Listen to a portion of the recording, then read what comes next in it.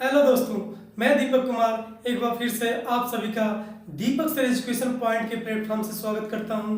तो आज हम पॉलिटी अर्थात राज्य व्यवस्था के बारे में जानकारी हासिल करेंगे। आज उसमें हमारा जो टॉपिक है भारतीय संविधान का टॉपिक है। तो आइए हम लोग देखते हैं भारतीय संविधान क्या है और इसमें क्या क्या प्रावधान है। जैसे कि हम बता सकते हैं कि जो भारतीय संविधान है, अगर हम तुलना करें कि हमारा जो घर है इसमें जो होता है हमारे माता पिता अपने जो मेंबर्स होते हैं उनको कुछ ना कुछ नियम कानून बताते हैं कि तुमको ये काम करना है, तुमको ये काम नहीं करना है, तुम्हारी ये आवश्यकता है तो मैं तुमको ये ला के दूंगा। तो इन सभी को मैनेज करने के लिए जो भी क्या है प्रावधान बनाते हैं उन्हें हम क्या कहते हैं, कानून कहते हैं। उसी प्रकार से अपने देश को चलाने के लिए कुछ न कुछ क्या है संविधान सभा ने प्रावधान बनाए हैं, कुछ अधिनियम बनाए हैं कि हमारी देश की जनता को ये काम करना चाहिए। हमारे देश का ये दायित्व है कि वो अपनी जनता के प्रति क्या करे, या हमारे देश की जनता का क्या दायित्व है कि वो अपने देश के प्रति क्या क्या करे। तो इन सभी के बारे में अगर हम पढ़ते हैं तो हमारा क्या होता है, भारतीय संविधान के अंतर्गत आता है। तो हम कह सकते हैं कि देश का वे सभी कानून जो एक पुस्तक में लिखे गए हैं उन्हीं को हम क्या कहते हैं, भारतीय संविधान कहते हैं। जो क्या है सभी भारतीयों को मानना पड़ता है और भारतीयों का भी अपना कुछ ना कुछ क्या है कर्तव्य बनता है कि वे अपने देश के प्रति क्या है निष्ठावान हो और अपने देश का क्या है मान सम्मान करें। इसलिए हम कह सकते हैं कि हमारा जो भारतीय संविधान है, भारतीय संविधान नियम और कानून की वह पुस्तक है जिसमें देश को चलाने के लिए तथा देश के नागरिकों को कुछ ना कुछ क्या है सुविधा प्रोवाइड करती है, उनके हक और अधिकार को देती है। उसे ही हम क्या कहते हैं, भारतीय संविधान कहते हैं। तो भारतीय संविधान को हम लिख सकते हैं लॉ ऑफ नेशन, देश का कानून। जो क्या है एक पुस्तक में लिखा है उसे हम क्या कहते हैं, भारतीय संविधान कहते हैं। भारतीय संविधान में जो होता है कुल क्या है, जैसे कोई पुस्तक होती है उसमें क्या सबसे पहले होता है प्रस्तावना दिया होता है, उसके बाद क्या कुछ चैप्टर दिए होते हैं और वे चैप्टर जो होते हैं वो क्या संख्या उनकी होती है, पृष्ठ संख्या 1 से लेकर इतना या इतना। तो उन सबको हम देखते हैं। उसी प्रकार से हमारा जो संविधान है उसमें भी क्या दिया है, प्रस्तावना दिया है। क्या प्रस्तावना दिया है। प्रस्तावना के बाद हमारा आता है भाग। जैसे हर पुस्तक में क्या है चैप्टर लिखा होता है, उसी प्रकार इसमें क्या भाग है। तो भारतीय संविधान में कुल कितने भाग हैं, कुल 22 भाग हैं। अगला हमारा है अनुच्छेद। तो हम कह सकते हैं कि जिस प्रकार से कोई चैप्टर होता है उसके क्या है पृष्ठ संख्या दी होती है, उसी तरीके से हम इसमें देखते हैं अनुच्छेद। अनुच्छेद की जो संख्या है, आर्टिकल्स की जो संख्या है 395। और इन सभी जो सब्जेक्ट हैं इनमें कुछ ना कुछ टॉपिक दिया होता है, तो उनको हम क्या समझ सकते हैं, अनुसूचियां। अनुसूचियां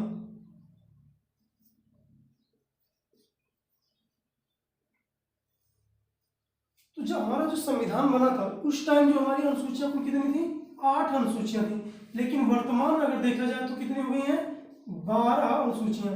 4 अनुसूचियों को जो है संविधान संशोधन द्वारा जोड़कर लिख दिया गया। तो हमारी क्या है वर्तमान पूछेगा तो हमारी अनुसूचियों की संख्या हो जाएगी 12। और जब संविधान बना था उस टाइम जो अनुसूचियों की संख्या थी वो क्या थी, कुल 8 थी। तो सबसे पहले हम बारी बारी से पढ़ेंगे प्रस्तावना क्या होता है, उसके बाद हम लोग पढ़ेंगे भाग, अनुच्छेद और अनुसूचियां। तो आज मैं शुरू करता हूं प्रस्तावना के बारे में। लेकिन हम पहले उसके बाद पहले देख सकते हैं कि हमारा जो संविधान है उसके कुछ महत्वपूर्ण बिंदु। तो हम कह सकते हैं भारतीय संविधान के जो जनक कहे जाते हैं डॉक्टर भीमराव अंबेडकर को कहा जाता है। भारतीय संविधान के जनक डॉक्टर भीमराव अंबेडकर को कहा जाता है क्योंकि बाबा साहेब भीमराव अंबेडकर ने ही भारतीय संविधान का प्रारूप तैयार किया था। तो हम पहला पॉइंट लिखते हैं संविधान के जनक के जनक कौन है, डॉक्टर भीमराव अंबेडकर। अगला देखते हैं हमारा जो संविधान है यह दुनिया का सबसे बड़ा लिखित लचीला और कठोर कानून वाला संविधान है। हम कह सकते हैं कि हमारा जो भारतीय संविधान है या दुनिया का सबसे बड़ा लिखित संविधान है? क्या है दुनिया का सबसे बड़ा लिखित संविधान?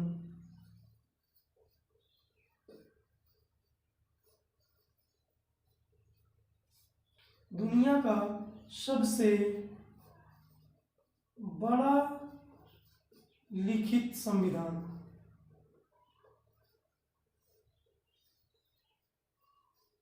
संविधान है।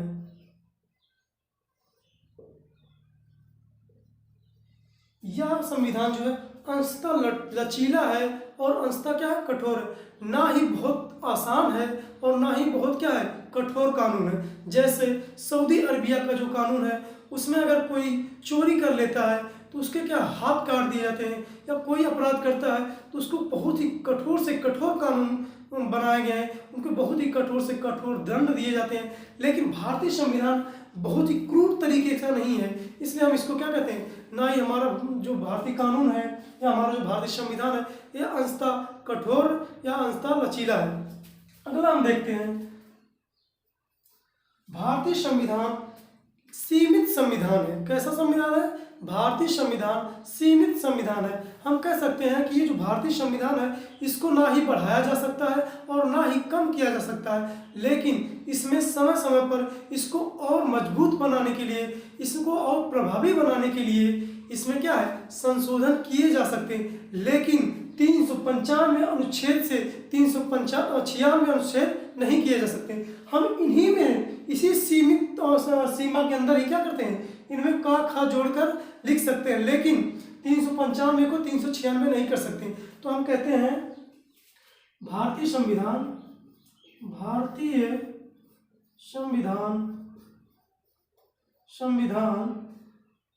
सीमित संविधान है। सीमित संविधान है। भारतीय संविधान सीमित संविधान है। अब हम देखते हैं कि भारतीय संविधान जो है इसको हम क्या कह सकते हैं, यह जो है राज्यों का संघ है। क्या है? राज्यों का संघ है। भारतीय संविधान राज्यों का संघ है। भारतीय संविधान राज्यों का संघ है। राज्यों का संघ है। भारतीय संविधान में कहीं भी संघीय शब्द का प्रयोग नहीं है, इसलिए कभी कभी क्वेश्चन आता है कि भारतीय संविधान कैसा है, या हमारा देश का जो नेचर है कैसा है, संघीय है या अर्धसंघीय है। तो हम क्या लिखेंगे, राज्यों का संघ, अर्थात राज्यों का संघ मतलब union of nation, union of state, union of state. हम क्या कहेंगे, राज्यों का संघ है। तो हमने देखा कि हमारा जो भारतीय संविधान है इसके जनक डॉक्टर भीमराव अंबेडकर जी हैं। दुनिया का जो सबसे बड़ा लिखित संविधान है वो क्या, हमारा भारतीय संविधान है, जो अंशतः लचीला और कठोर संविधान है। भारतीय संविधान कैसा है, राज्यों का संघ है। कैसा है, राज्यों का संघ है। इसमें कहीं भी संघीय शब्द का प्रयोग नहीं किया गया है। अगला हमारा आता है प्रस्तावना। तो हम लिखते हैं पहले प्रस्तावना के बारे में।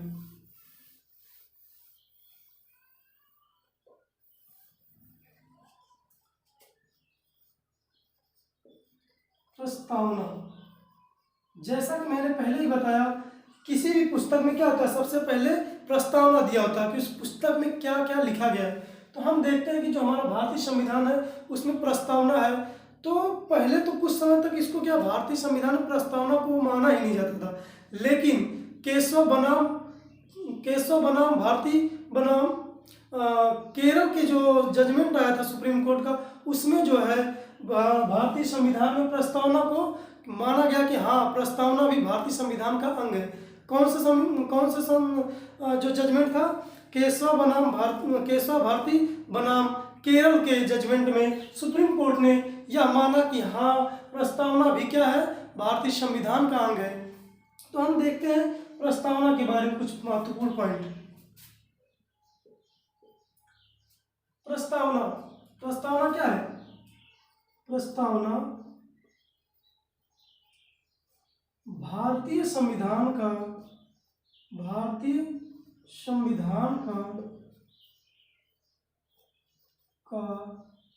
अंग है। वो पूछा जाए कि क्या प्रस्तावना भारतीय संविधान का अंग है, तो हम क्या कहेंगे, हाँ प्रस्तावना भी क्या है, भारतीय संविधान का अंग है। कैसे हमें पता चला, ये जो केशव भारती बनाम केरल का जो जजमेंट आया था सुप्रीम कोर्ट का, उसमें प्रस्तावना को भी भारतीय संविधान का अंग माना गया। अगला हम कह सकते हैं प्रस्तावना में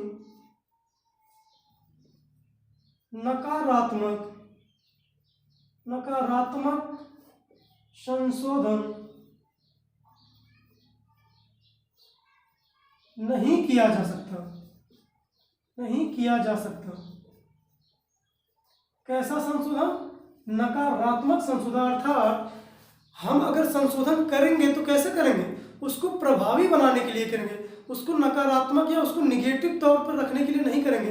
तो हम कह सकते हैं कि हमारा जो संविधान है उसमें संशोधन किया जा सकता है, लेकिन उसको सकारात्मक भाव से किया जाएगा। उसके जो प्रावधान है उसको खत्म नहीं किया जाएगा, बल्कि उसको प्रभावी बनाया जाएगा। हमारे संविधान में प्रस्तावना में अब तक केवल एक बार ही संशोधन किया गया है।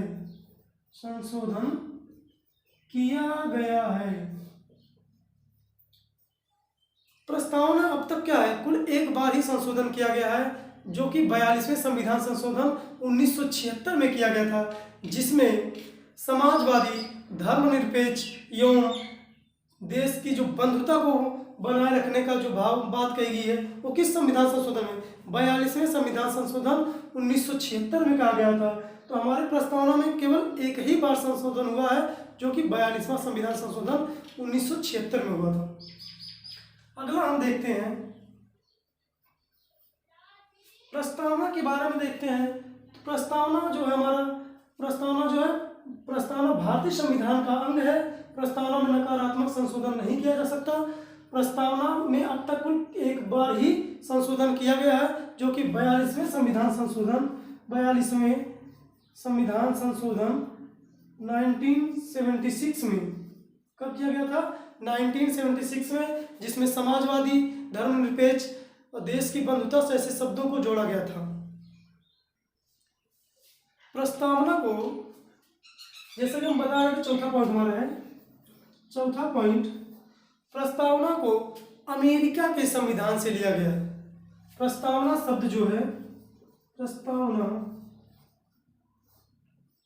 अमेरिका संविधान से लिया गया। क्या है, अमेरिका के संविधान से लिया गया है। जबकि प्रस्तावना की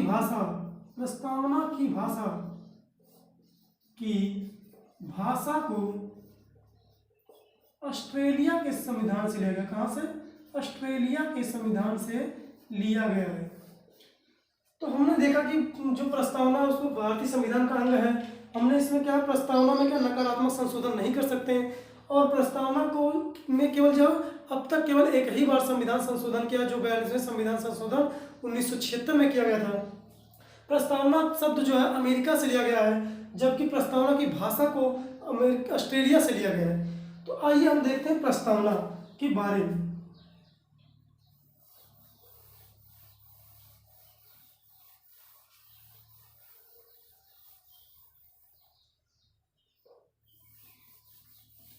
प्रस्तावना का नेचर क्या है, हम देखते हैं। प्रस्तावना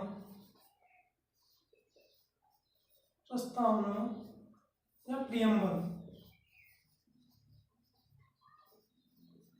इसको हम डिवाइड कर देते हैं। क्या, प्रस्तावना का nature of citizen, nature of preamble, क्या हम कह सकते हैं, नेचर ऑफ कॉन्स्टिट्यूशन।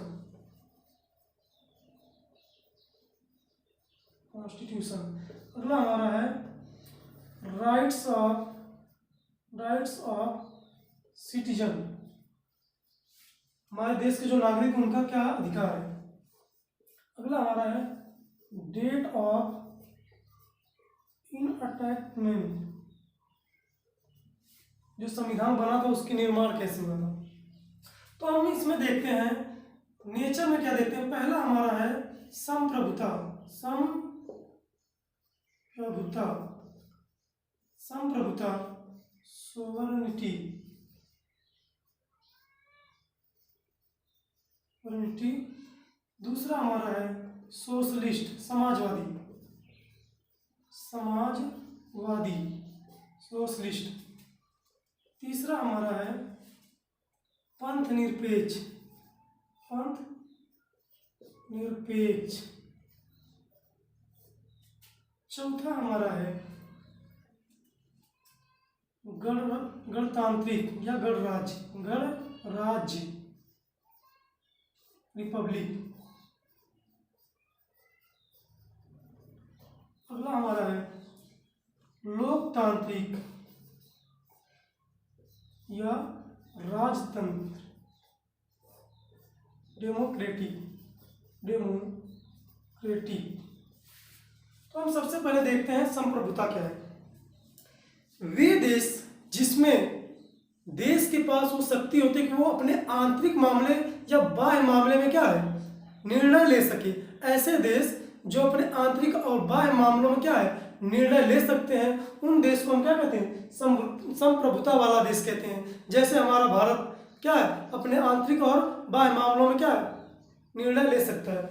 लेकिन हमारे देश के जो जम्मू कश्मीर, पहले क्या जम्मू कश्मीर क्या अभिन्न अंग तो है, लेकिन क्या है वो क्या है, एक डोमेनियन स्टेट हुआ करता था, जो भारत के अधीन तो रहता था लेकिन अपने नियम कानून लगाता था। उसी प्रकार से हम देखते हैं डेनमार्क का जो ग्रीनलैंड है वो भी क्या है, डोमेनियन स्टेट है।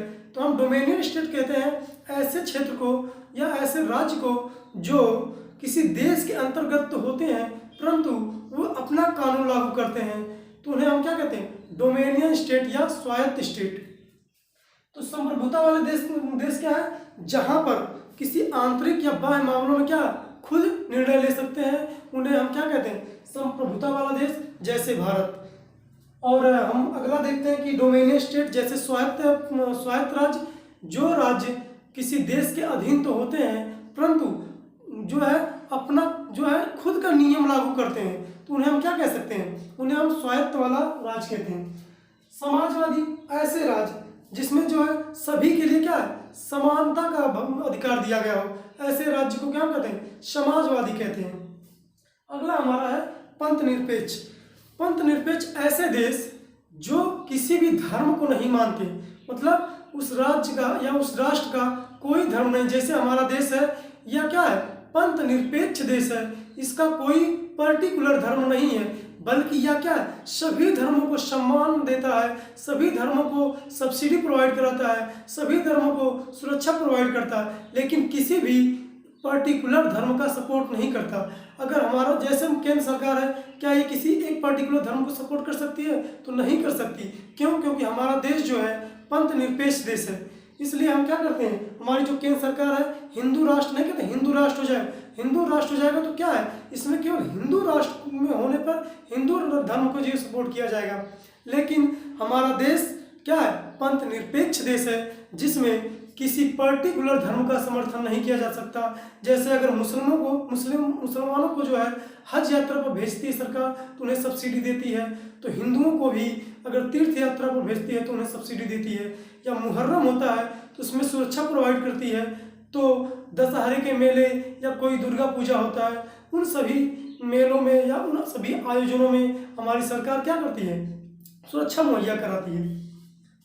अगला हमारा है गणराज्य। गणराज्य वे देश जहां पर देश के राष्ट्रपति का चुनाव अप्रत्यक्ष रूप से होता है। ऐसे देश जिस देश में किसी राष्ट्रपति या उस देश के राष्ट्रपति का चुनाव अप्रत्यक्ष रूप से होता है, उन सभी देश को हम क्या कहते हैं, गणराज्य या रिपब्लिक देश कहते हैं। जैसे भारत देश में क्या है कि हमारा जो राष्ट्रपति होते हैं उनका जो इलेक्शन होता है वो अप्रत्यक्ष रूप से होता है। अगला हम देखते हैं लोकतंत्र या राजतंत्र या डेमोक्रेटिक कंट्री। तो डेमोक्रेटिक मुख्यतः दो प्रकार से होते हैं। पहला होता है हमारा प्रत्यक्ष डेमोक्रेटिक। क्या है? प्रत्यक्ष क्या है? तो सबसे पहले हम देख लेते हैं पहले लोकतंत्र होता क्या है। ऐसे देश जहाँ पे शासन या सरकार को चुनने वाले लोग जनता चुनती है। ऐसे देश, जिस देश में केंद्र सरकार या राज्य सरकार, कोई भी सरकार हो, उनको क्या है, जनता द्वारा चुना जाता है। तो हम कह सकते हैं कि जिस देश में सरकार को चुनने के लिए जनता का वोट चाहिए, उन देश को हम क्या कहते हैं, लोकतंत्र कहते हैं। अर्थात ऐसे देश जिसमें जनता द्वारा चुनी गई सरकार होती है, उन्हें हम लोकतंत्र कहते हैं। जैसे भारतीय देश, भारत क्या है, एक लोकतांत्रिक देश है। क्यों? क्योंकि यहाँ पे जनता द्वारा चुनी गई सरकार होती है। लोकतंत्र को मुख्यतः दो प्रकार से बांटा गया है। पहला हमारा आता है प्रत्यक्ष लोकतंत्र। क्या है? प्रत्यक्ष लोकतंत्र, प्रत्यक्ष लोकतंत्र। दूसरा है अप्रत्यक्ष, अप्रत्यक्ष, डायरेक्ट और इनडायरेक्ट। तो हम देखते हैं प्रत्यक्ष लोकतंत्र। तो जो प्रत्यक्ष लोकतंत्र होता है, ये हमारा मुख्यतः ऐसी जगहों पर होता है जहाँ पे कम जनसंख्या होती है। जैसे भारत के कुछ छोटे छोटे राज्य होते हैं जहाँ पर कुछ गांव होते हैं, उन सभी में ग्राम पंचायतें होती हैं या सरपंच होते हैं। तो वे क्या करते हैं, यहाँ पर खुद ही जनता कुछ नियम बनाती है और खुद जनता पर लागू करती है। तो ऐसे क्षेत्र को हम क्या कहते हैं, प्रत्यक्ष लोकतंत्र कहते हैं। ऐसे क्षेत्र जहाँ पर जनता खुद नियम बनाती है और जनता पर ही लागू करवा देती है, जैसे ग्राम पंचायतें, ये सभी क्या है, प्रत्यक्ष लोकतंत्र के अंतर्गत आता है। अप्रत्यक्ष लोकतंत्र, ये मुख्यतः दो प्रकार के होते हैं। अप्रत्यक्ष लोकतंत्र को भी दो भागों में बांटा गया। कैसा, कौन कौन सा? अध्यक्षात्मक मतलब प्रेसिडेंशियल, और दूसरा हमारा था संसदीय। अध्यक्षात्मक, अध्यक्षात्मक, प्रेसिडेंशियल, प्रेसिडेंशियल। दूसरा हमारा है संसदीय, संसदीय प्रणाली, संसदीय प्रणाली। इसको हम लिख सकते हैं पार्लियामेंट्री, पार्लियामेंट्री।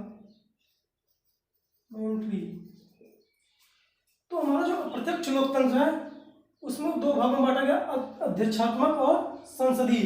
अध्यक्षात्मक ऐसे देश जहां पर कार्यपालिका और जो हमारा कार्यपालिका है उसको दो भागों में बांट दिया गया है। और इसमें कार्यपालिका में जैसे औपचारिक प्रशासनिक अधिकारी और जो हमारा वास्तविक प्रशासनिक अधिकारी, ये क्या होते हैं, ये दोनों एक ही होते हैं, ये बांटे नहीं गए। प्रत्यक्ष में अध्यक्षात्मक के क्या होते हैं, यहाँ पर कार्यपालिका का विभाजन नहीं होता है।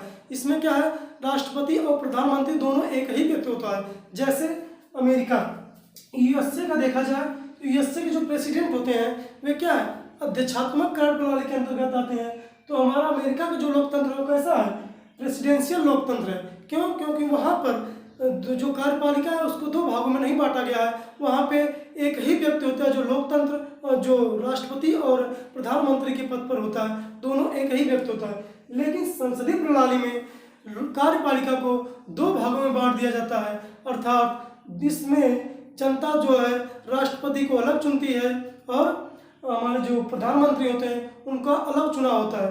तो यहाँ पर प्रधानमंत्री और राष्ट्रपति दोनों अलग अलग होते हैं। तो हमने देखा कि जो संसदीय और अध्यक्षात्मक प्रणाली है, अध्यक्षात्मक में जो होता है इसमें कार्यपालिका का विभाजन नहीं होता है, इसमें कार्यपालिका का विभाजन होता है। जैसे भारत क्या है, संसदीय प्रणाली वाला देश है। इसमें राष्ट्रपति अलग होते हैं और प्रधानमंत्री अलग होते हैं। तो मैं साफ साफ शब्दों में कहना चाहूँगा, अध्यक्षात्मक लोकतंत्र वह होता है जहाँ पर कार्यपालिका का विभाजन नहीं होता। इसमें दोनों औपचारिक या वास्तविक जो प्रतिनिधि होता है वो दोनों एक ही व्यक्ति होता है। लेकिन संसदीय प्रणाली में कार्यपालिका का विभाजन हो जाता है। इसमें जो है औपचारिक व्यक्ति अलग होता है और वास्तविक व्यक्ति अलग होता है। औपचारिक को हम क्या कहते हैं, औपचारिक कार्यपालिका का जो अध्यक्ष होता है वो होते हैं हमारे राष्ट्रपति जी, और जो वास्तविक जो होते हैं, वास्तविक कार्यपालिका के अध्यक्ष हमारे माननीय प्रधानमंत्री जी होते हैं। तो हमने देखा जो है प्रस्तावना का नेचर क्या है। अब हम अगली क्लास में देखेंगे, और अगली क्लास क्या, अगली यही देख लेते हैं, अभी बहुत टाइम है। तो हम देखते हैं हमारा जो प्रस्तावना है उसमें हमारी जो जनता है उनको कौन कौन से अधिकार दिए गए हैं। तो rights of citizen, rights of citizen,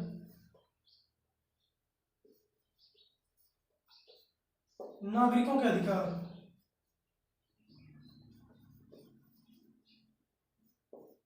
नागरिकों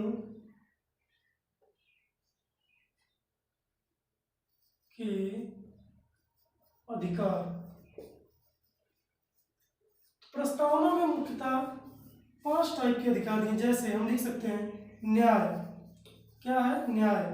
दूसरा हमारा है समानता। चौथा हमारा है स्वतंत्रता। तीसरा स्वतंत्रता। चौथा हमारा है बंधुता। न्याय में हमारा जो है नागरिकों को कुल 3 तरीके का न्याय है। सामाजिक न्याय, सामाजिक न्याय, आर्थिक न्याय और राजनैतिक न्याय, राजनैतिक न्याय। सामाजिक न्याय जैसे जात पात भेदभाव होता है, तो ये सब क्या है, इसको सुधारने के लिए कौन सा न्याय है, सामाजिक न्याय दिया गया। आर्थिक न्याय जैसे कोई व्यक्ति बहुत ही ज़्यादा गरीब है, कोई व्यक्ति जो बहुत ज़्यादा अमीर है, तो इनको समान करने के लिए कौन सा न्याय दिया गया, आर्थिक न्याय है। उसी प्रकार से हमारा जो राजनैतिक न्याय है, जैसे हमें इलेक्शन लड़ने का अधिकार, हमें वोट देने का न्याय, क्या है, ये राजनैतिक न्याय है। समानता का अधिकार, इसमें सभी को समान देखा जाए कि इसमें क्या है, सभी को समानता का अधिकार है। कोई भी जात पात के आधार पर कोई किसी के साथ भेदभाव नहीं कर सकता, या किसी के जन्म स्थान के आधार पर, या किसी लिंग के आधार पर, या क्या हम कहते हैं किसी के धार्मिक आधार पर किसी के साथ भेदभाव नहीं किया जा सकता।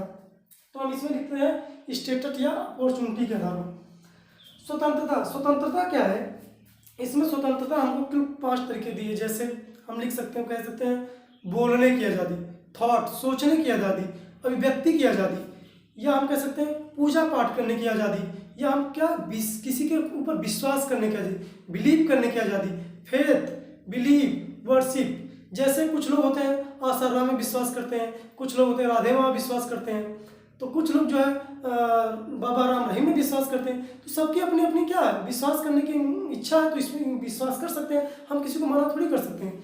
तो कुछ लोग होते हैं क्या, किसी को पूजा पाठ करना है, किसी के ऊपर आस्था है, तो सबका अपना अपना क्या अधिकार है। तो ये हमारा किस में आता है, नागरिकों के अधिकार में आता है। बंधुता, हम बंधुता में क्या आता है कि हमें क्या देश की बंधुता को बनाए रखने की बात कही है। जैसे हम कोई ऐसा संगठन नहीं बना सकते जो क्या है इस देश की एकता और अखंडता को क्या है भंग कर सके, या देश की अखंडता और बंधुता को क्या है तोड़े। तो हमें कोई भी ऐसा संगठन बनाने की आज़ादी नहीं है। हम कोई भी संगठन बना सकते हैं, मगर देश के खिलाफ नहीं जाएंगे। अगर हम कोई देश के खिलाफ कोई संगठन बनाते हैं तो उसे हमारा सुप्रीम कोर्ट कस्टडी में लेता है। तो इसलिए हम क्या करते हैं, हमें कुछ आज़ादी दी गई है कि हम देश के प्रति क्या है, देश को मद्देनजर रखते हुए कोई भी संगठन बनाए, लेकिन देश की बंधुता और एकता को क्या है समाप्त ना करें, या उसको क्या बाधा ना पहुँचे। तो हमारे कुछ ये सब अधिकार थे। और हमारा जो है संविधान निर्माण किया गया किसके लिए, संविधान का निर्माण किया किसके लिए गया था, डेट ऑफ इनैक्टमेंट। तो भारत निर्माण, तो जो हमारा निर्माण हुआ था, भारत संविधान का निर्माण हुआ है, निर्माण करने वाले लोग कौन थे, हमारे देश के ही नागरिक। तो किसने किया निर्माण, किसने किया, भारतीयों ने, भारतीय नागरिकों ने। किसने, भारतीय नागरिकों ने। दिया किसको गया, दिया किसको गया है, वही किसको, भारतीय नागरिकों को ही। और उसको स्वीकार किसने किया, वो भी किसने किया है, भारत के नागरिकों ने ही स्वीकार किया है। स्वीकार करने वाले भी कौन है, भारत के ही नागरिक हैं। तो हमने अभी तक देखा भारत में जो भारत का संविधान क्या है, प्रस्तावना क्या है, प्रस्तावना के नेचर क्या है, राइट्स ऑफ सिटीजन क्या है, और डेट ऑफ इनैक्टमेंट क्या है। तो अब हम अगली क्लास में मिलते हैं, इसके आगे के बारे में बताएंगे। तब तक के लिए हम जय हिंद। और मैं आप लोग बता रहा हूँ, मेरे चैनल को सब्सक्राइब कर दीजिए प्लीज़, मेरा सपोर्ट करें ताकि मैं और एनर्जी के साथ अपना वीडियो बनाता रहूँ और आप लोगों के सामने इसी प्रकार के कुछ शानदार ट्रिक्स और कुछ शानदार तथ्य लेकर आता रहूँ। तब तक के लिए धन्यवाद।